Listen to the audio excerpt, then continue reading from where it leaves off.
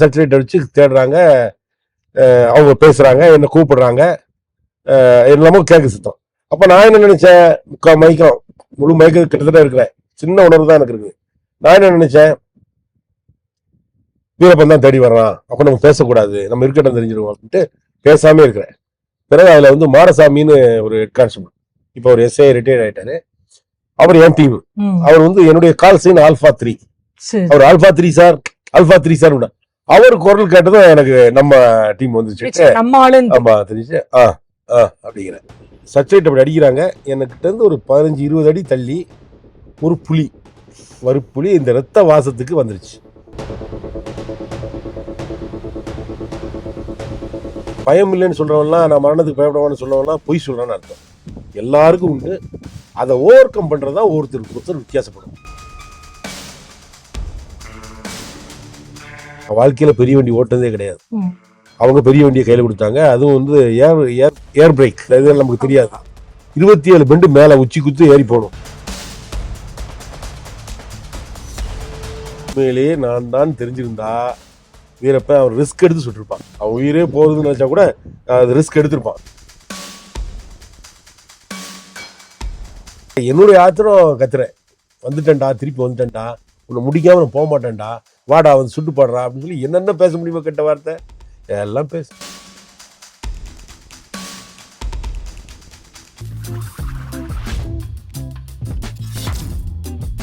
உடனே அது கொல்ல கேட்டு இங்கே தான் இருக்காருன்ட்டு அந்த இடத்த நோக்கி சர்ச்சுலேட் அடிக்கிறாங்க, என்ன பண்ணுறதுக்கு வராங்க.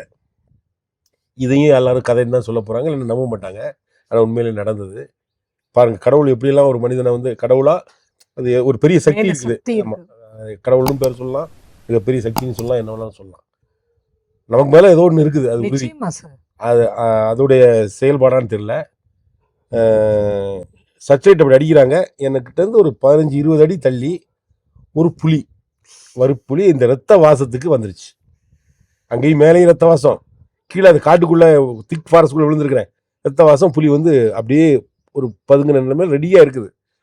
இந்த செட்டலைட் அது மேல விழுந்ததும் இவங்களை ஆள் கூட்டத்தை பார்த்தா அப்படியே விலகி போயிடுச்சு. ஒரு வர்றதுக்குன்னு ஒரு நிமிஷமோ சில வினாடிகளோ லேட் ஆயிருந்தா அந்த சாவு அங்க என்ன வந்து அது தூக்கிட்டு போயிருக்கும்.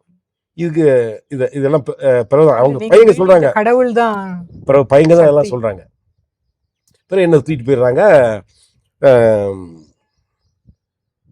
ஹாஸ்பிட்டல் இது பண்ணுறாங்க. அப்போ கூட பார்க்குறாங்க, துப்பாக்கி எடுத்து பார்க்குறாங்க. அதில் வந்து 2 துப்பாக்கி 2 தோட்டா ஒன்றா சேர்ந்து ஏறி லாக் ஆயிடுச்சு.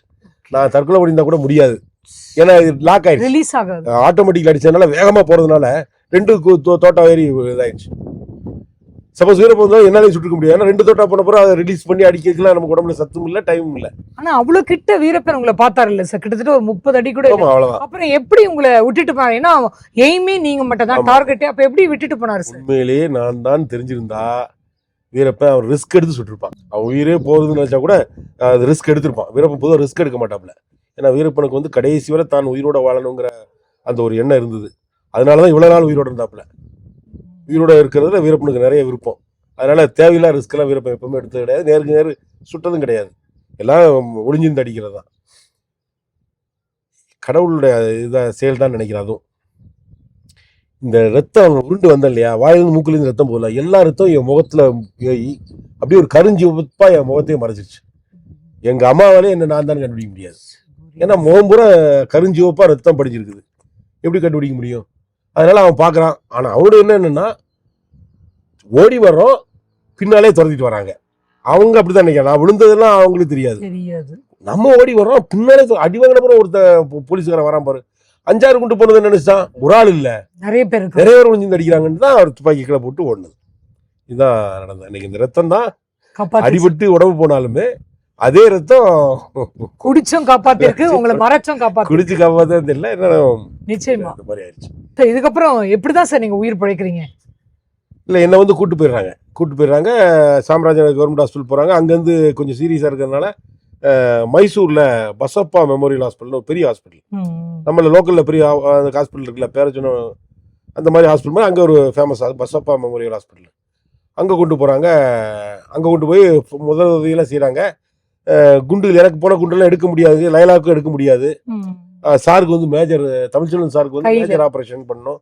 அதனால் அப்படின்னு சொன்னதுமே நம்ம அன்னைக்கு இருந்த சிஎம் ஜெயலலிதா மேடம்க்கு வந்து தகவல் சொல்கிறாங்க, அவங்க ஃப்ளைட்லேயே அவங்கள கொண்டு வந்துருங்கன்ட்டாங்க. இமீடியட்டாக எங்கே கொண்டு வந்து இங்கே வச்சு பார்த்துக்கலான்ட்டாங்க. இமீடியட்டாக ஃப்ளைட்டு அரேஞ்ச் பண்ணி பெங்களூரில் முன்னால் இருக்க சீட்லாம் எடுத்துகிட்டு அதை பெட்டாக்கி இது பண்ணி எங்களையெல்லாம் அப்படியே வச்சு இங்கேருந்து நேராக சென்னை கொண்டு போய் அங்கே மலர் ஹாஸ்பிட்டலில் நாங்கள் எல்லாம் அட்மிட் ஆகிறோம். அப்புறம் அங்கே தான் என்னுடைய குண்டுகள்லாம் எடுக்கிறாங்க. இங்கே இருந்த குண்டு, இங்கே இந்த உள்ளே போயிருந்த அந்த குண்டெல்லாம் எடுக்கிறாங்க. அதுக்கு பிறகு ட்ரீட்மெண்ட் இருக்கா. லயலா இன்னும் கொஞ்சம் அதிகமான நாள் இருக்காப்புல. சார் வந்து கன்வியூஸாக இருக்கிறாங்க. ஏன்னா நிறையா பிளாஸ்டிக் சர்ஜரிலாம் பண்ணணுங்கிறதுனால இருக்காங்க. எனக்கு வந்து ஒரு மாதம் ஆனதும் நீங்கள் வேலைக்கு போக முடியாது, நீங்கள் இன்னொரு 2 மாதம் ரெஸ்ட் எடுத்து எல்லாம் குணமான பிறப்பாங்க. முழுசாக குணமாகலை, ஆனால் ஹாஸ்பிட்டல்லேருந்து குணமாகறத விட வீட்டிலேருந்து கூட நீங்கள் இருக்கலாம் அப்படின்னு சொல்லி எனக்கு 1 மாதம் கழித்து கரெக்டாக 1 மாதம்னு வைங்களேன். இது பிப்ரவரி 17 நடக்குது. மார்ச் 17 18 19 அதே ஒரு நாளில் எனக்கு டிஸ்சார்ஜ் கொடுத்து வீட்டுக்கு போக சொல்கிறாங்க. எல்லோரும் சார் அதை சொல்கிறாங்க. இதுக்கிடையில் வீட்டில் இந்த தகவல்லாம் கழிப்பிட்டு அடுத்த நாளே எல்லோரும் எனக்கு கூப்பிட்றாங்க. நான் சொன்னேன் வீட்டில். அப்போ எனக்கு அடுத்த நாளே என்னால் பேச முடிஞ்சிருச்சு. பிரெயினில் மட்டும்தான் அது பட்டுருந்துன்னா பிரச்சனையும் படலை. எங்கள் வீட்டிலேருந்து எங்கள் அக்கா எல்லாருமே கூப்பிட்டு புறப்பட்டுக்கு வர்றாங்க. என்னடா ஆச்சு? நான் உடனே கொஞ்சம் நல்லா தமாசாவே உற்சாகமாக இருக்க மாதிரி நானே நடிச்சுக்கிட்டு, நல்லா இருக்கக்கா, ஒன்றும் இல்லைக்கா, சைடில் வந்து உரைச்சிட்டு போயிடுச்சுக்கா, மற்றவங்களுக்கு நான் கூட இருந்து பார்த்துருக்கேன்க்கா, நீங்கள்லாம் வர வேண்டியதில்லைன்னு சொல்லி யாரையுமே நான் வரவிடலை. ஏன்னா அதோட சீரியஸ்னஸை பார்த்துட்டு அவங்க ஏன்னா என்னை கூட்டு போயிடுவாங்கன்னு எனக்கு தெரியும். என்னை பார்த்தாங்கன்னா கையோடு கொண்டு போயிடுவாங்க, திருப்பி அதிரடிப்படையில் என்னை இருக்க விட மாட்டாங்க. அதனால் நான் அப்படி சொல்லி அவங்கள அவாய்ட் பண்ணிட்டேன். நானே வீட்டுக்கு வரேன்க்கா அப்படின்னு சொல்லி அவங்கள்ட்ட எல்லாம் சொல்லி சமாளிச்சிட்டேன். டிஸ்சார்ஜ் பண்ணிட்டாங்க.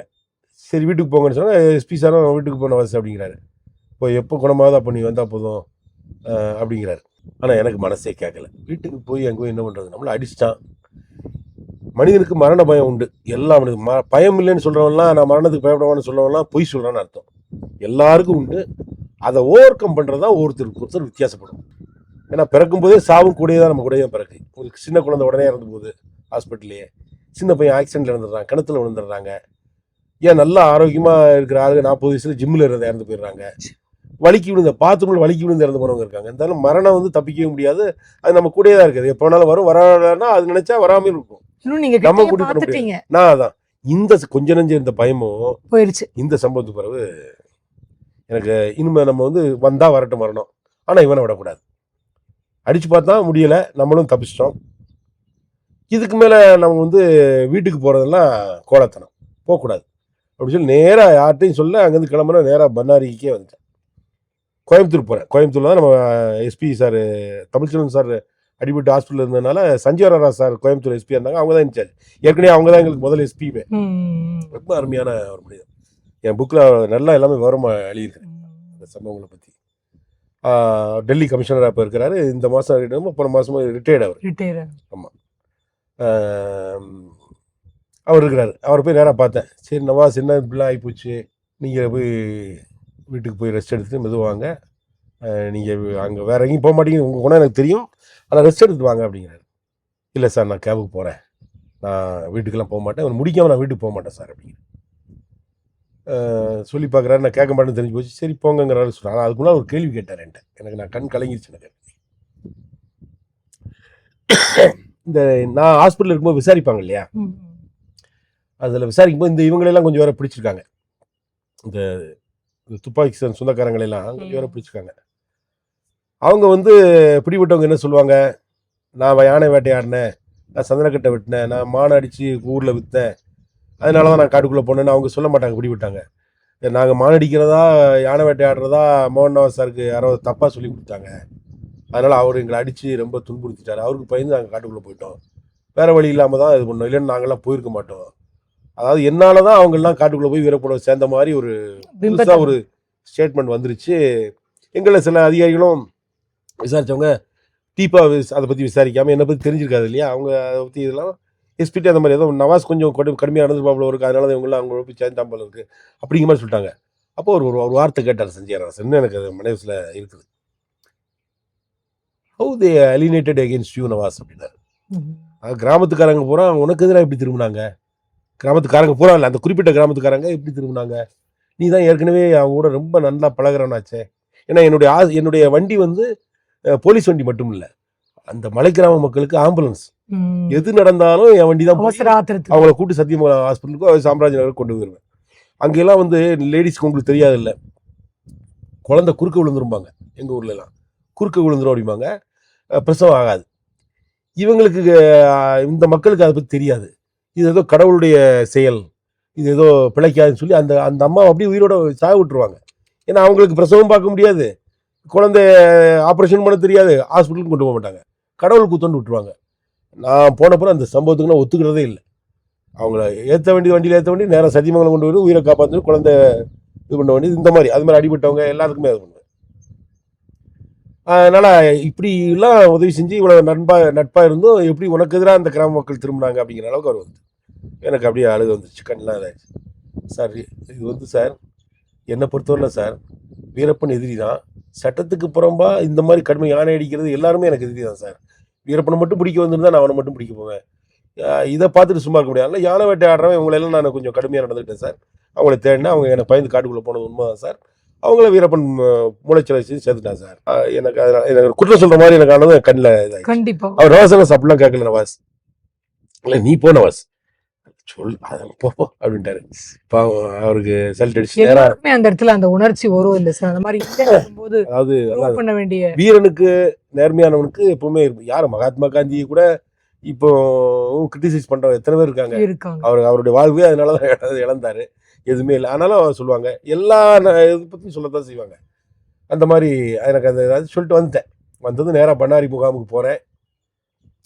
போனதும் என்னை பார்த்தா அதிசயம் எல்லாருக்குமே. வந்துட்டாரு, எல்லாரும் ஹாஸ்பிட்டல் இருக்காங்க, இவர் இங்கே வந்துட்டார். என்ன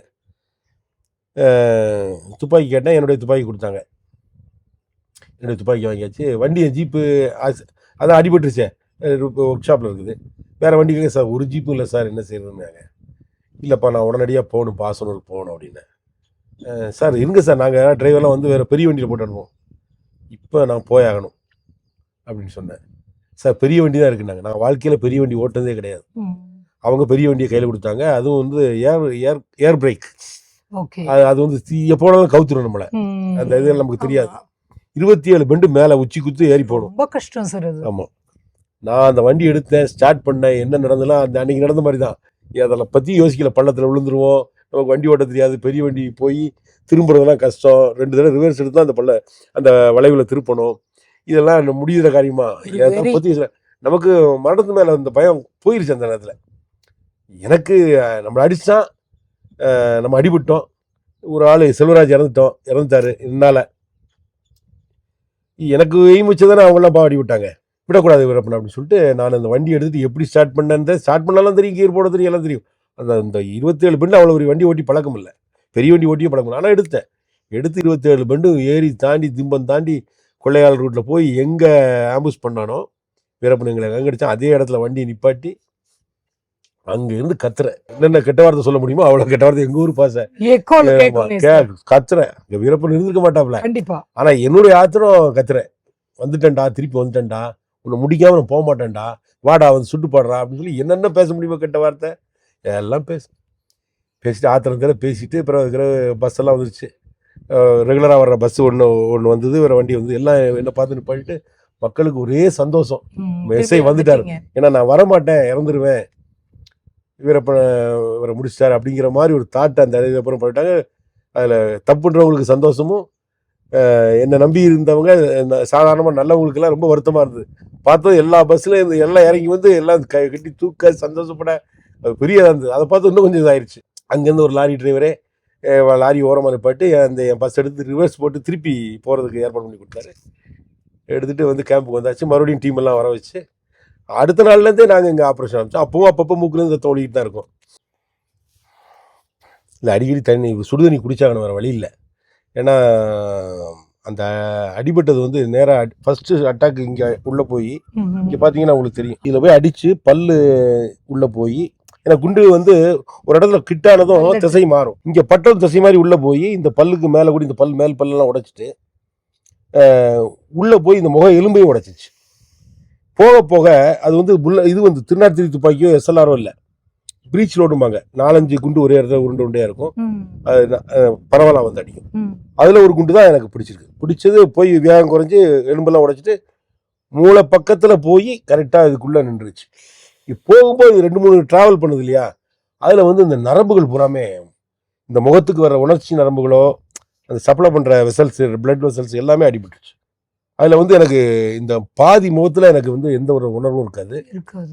அதுக்கு இந்த மூக்கிலெல்லாம் அடிபட்டதுனால அந்த அந்த சுவாசத்தில் உள்ள அந்த ரெகுலராக இப்போ நீங்கள் சுவாசிக்க மாதிரி எல்லா கஷ்டமான இதுலையும் சுவாசிக்க முடியாது. ஒரு சின்ன தூசியோ பொல்யூஷன் இருந்தா உங்களுக்கு ஏசியோட குளிரோ அதிகமாக பேசி அந்த தொண்டை போய் அதை இரிட்டேட் பண்ணுது இல்லையா, அந்த அதிர்வுகள் வந்து இரிட்டேட் பண்ணாலோ இங்கே ஏதோ முக்கியமான ஒரு பொருள் இல்லைன்னு நினைக்கிறேன். புரியுது சார், புரியுது. தொண்டைக்கும் மூக்குக்கும் ஒரு சம்பந்தம் இருக்கு இல்லையா, கண்டிப்பா. அந்த இடத்துல ஏதோ அடிபட்டு இருக்குது. அதனால அதிகமாக ரொம்ப நேரம் பேசினா இருமல் வரும், ஏசியில் போய் உட்காந்தா இருமல் வரும், பார்பர் ஷாப் போனால் அந்த பொடி அந்த இதுக்கு இருமல் வரும். இந்த மாதிரி அது தொடர்ந்து இருக்குது. இப்போ இருக்குது, வாழ்நாள் பூரா இருக்க தான் செய்யும். அந்த மாதிரி அது இந்த உணர்வுகளும் எல்லாம் போச்சு. பிறகு கீழே விழுந்ததில் L4 L3 போய் இதாயிடுச்சு. நல்ல வேலை உடையலை. அந்த 2 எலும்புகளுக்கும் டிஸ்க்கு நடுவில் இருக்க அந்த லூப்ரிகண்ட்டுக்காக வேண்டிய ஒரு இதாக இருக்கும், மஜ்ஜை மாதிரி இருக்கும், அது வந்து நெளிஞ்சிருச்சு, வெளியே இதாகிடுச்சு. ஆனால் வெளியே வரல. நீங்கள் பெரிய வெயிட்லாம் நம்ம தூக்க முடியாது. வாலிபால் பிளேயர் நான், அதனால ஜம்ப் பண்ணி வாலிபால்லாம் விளையாட முடியாது. பார்த்துக்கோ. ஆக்சுவலாக இந்த மாதிரி இருந்தால் நடக்க முடியாது. நீங்கள் நல்லா உடம்பு வந்து நல்லா திரகார்த்தமாக இருக்கிறனாலே, மசில்ஸ் எல்லாம் நல்லா ஃபிட்டாக இருக்கிறதுனாலையும் அந்த மசில்ஸ் வந்து உங்களை அந்த எலும்புல உங்களை நடக்கக்கு உதவி செய்யுது, அதில் தாங்கியிருக்கு. இந்த மசில்ஸ் உங்களுக்கு ஸ்ட்ராங்காக இல்லைன்னா எலும்பெல்லாம் சுக்குனராக போயிருக்கும் அப்படின்னு சொன்னார். அந்த வலி இன்னும் இருக்குது. அதுவும் நடக்கும்போது டக்குன்னு நிமிர்ந்து உடனே நிற்க முடியாது. லாங் வாக் போக முடியாது. லாங் வாக் போகலாம், வெயிட்டு தூக்கிட்டு ரொம்ப தூரம் நடந்தால் பயங்கரமாக வலிக்கும். 2 வீலர் ஓட்டலாம், கொஞ்சம் ரொம்ப நேரம் இது பண்ண முடியாது. கார் ஓட்டுவேன், ரொம்ப நேரம் ஒரு இடத்துல உட்காந்துருந்தா அப்புறம் எந்திரிச்சு உடனடியாக நேரடியாக நிற்க முடியாது. அந்த வலி அடிக்கடி இருக்குது, அது தொடர்ந்து இருக்குது, அது கடைசி வரை இருக்கும். இல்லைன்னா ஏதாவது ஆப்ரேட் பண்ணி தான் அதை சரி பண்ணணும். வீரப்பன் மேல கோவம் வந்ததுக்கு பெரிய காரணம் வந்து யானையும் அப்படின்னு சொல்லிட்டு இருந்தீங்க. நான் ரேஞ்சர் பாலசுப்ரமணியம் சாரை பார்க்க போகும்போது அவர் சொல்லியிருக்காரு,